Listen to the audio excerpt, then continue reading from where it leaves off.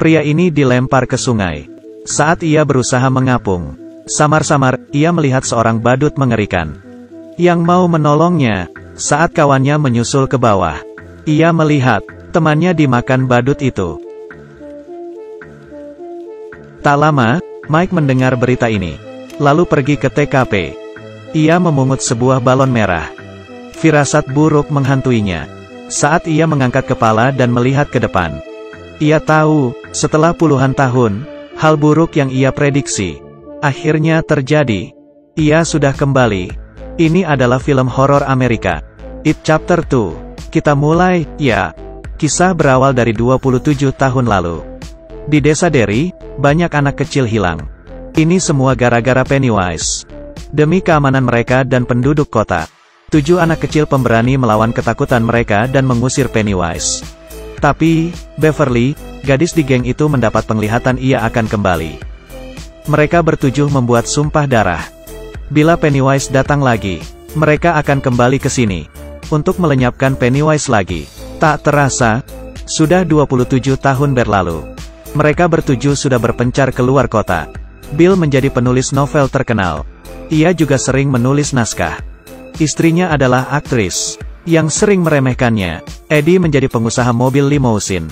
Ia menikah dengan perempuan yang sangat mirip dengan ibunya. Hidupnya bahagia. Aku mencintaimu, Ma. Apa?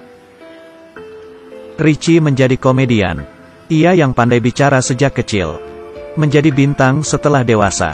Ben, yang dulunya gendut, sekarang menjadi arsitek terkenal. Hidup mereka bertujuh lebih baik sekarang. Tapi, Ben tidak bisa melupakan cinta pertamanya, Beverly. Beverly yang kini menjadi desainer, menikah dengan seorang pria kaya. Tapi, suaminya sering melakukan KDRT. Beverly tidak bahagia. Mike hanya satu-satunya yang masih di desa Derry. Ia sedang meneliti cara membunuh Pennywise. Kalian semua harus kembali. Setelah ditelepon Mike, mereka berkumpul di restoran. Kejadian 27 tahun lalu berulang kembali. Mereka mengobrol dan tertawa, mengenang masa kecil. Pertemanan mereka tak luntur oleh waktu. Tapi, mereka enggan membicarakan sebuah topik yang penting. Padahal, itulah alasan mereka kembali. Karena topik ini, bagi mereka, terlalu mengerikan. Setiap mengenangnya, mereka akan dihantui ketakutan.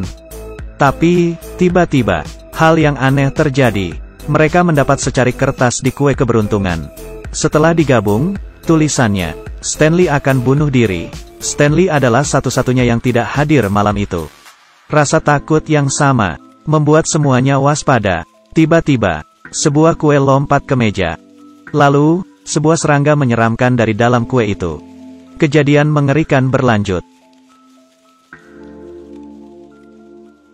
Setiap kue melompat keluar dan berubah menjadi monster kecil aneh. Mereka terkejut dan mundur. Tiba-tiba, dari tengah meja keluar luapan cairan hitam mendidih. Mike yang panik langsung menghancurkan meja. Pelayan restoran bergegas datang. Ada masalah apa? Mereka berhayal. Tapi, bagaimana terasa sangat nyata. Saat itu, Beverly teringat sesuatu. Ia segera menelepon keluarga Stanley. Dugaannya benar. Stanley tewas bunuh diri di bak mandi dengan menyilet pergelangan tangannya. Astaga, Beverly ternyata pernah memimpikannya hal itu. Kejadiannya sama persis. Bagaimana bisa begitu? Mike mengundang Bill ke rumahnya. Ia telah meneliti selama puluhan tahun. Mike juga diberitahu penduduk suku tentang asal-usul Pennywise. Ternyata beberapa ratus tahun lalu, sebuah meteor jatuh di sini. Lalu, muncul sebuah alien yang dapat berubah wujud menjadi apapun dan hidup dari ketakutan manusia. Penduduk suku dulu mengadakan ritual untuk menyegel Pennywise di sebuah tong. Tapi, gagal. Beverly memberitahu teman-temannya, saat ia dihipnotis Pennywise, ia melihat cahaya di mulutnya. Sejak itu, ia sering memimpikannya nasib mereka yang akan mati. Seperti Stanley, Beverly mengira itu hanya mimpi. Ternyata, itu adalah ramalan. Ternyata, siapapun yang pernah bertemu Pennywise akan dikutuk olehnya. Bila kali ini Pennywise tidak mati, maka mereka semua yang mati. Artinya tidak ada jalan mundur. Mereka akhirnya memutuskan untuk bersatu dan memusnahkan Pennywise sampai ke akar-akarnya. Setiap orang harus mencari sebuah barang tentang memori masa kecilnya, baru bisa melakukan upacara. Kemudian, mereka masing-masing pergi mencari. Beverly ke apartemennya dulu, dan menemukan sepucuk surat cinta dari seorang bocah lelaki. Tapi ia diserang oleh monster nenek-nenek. Setelah kejar-kejaran sengit, Beverly berhasil lolos beserta suratnya. Bill melihat adiknya yang meninggal di selokan, memanggilnya untuk mengambil perahu kertas. Bill yang tak sadar itu halusinasi, ingin menarik adiknya diri sekuat tenaga. Ini hayalanku saja, ini hayalanku. Akhirnya, patung itu hilang. Mengingat hal ini, Richie yang sudah dewasa menatap patung itu. Rupanya ia masih agak takut. Saat itu, Pennywise duduk di sana membawa balon. Perlahan, Pennywise terbang ke arahnya. Richie teriak dan lari pontang-panting.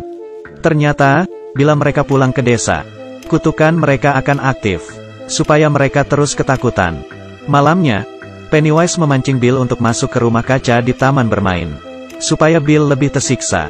Pennywise membunuh seorang bocah lelaki di depan Pennywise. Pennywise akhirnya mati. Sarangnya mulai hancur. Mereka terpaksa meninggalkan Eddie yang tewas di sana. Akhirnya mereka berhasil keluar. Rumah angker berusia ratusan tahun. Seketika rata dengan tanah.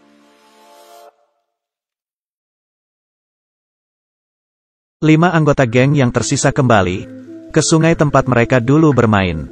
Mereka berpelukan. Adegan terakhir menampilkan masa kecil mereka lagi. Mereka telah memenuhi sumpahnya dan akhirnya bebas dari kutukan. Pengalaman ini juga membuat mereka melepas ketakutannya. Bill akhirnya menulis naskah hebat. Beverly dan Ben akhirnya berpacaran. Mereka hidup dengan damai dan bahagia. Film selesai. Pesan film ini adalah, langkah pertama melawan ketakutan adalah dengan like dan subscribe channel ini. Sampai jumpa.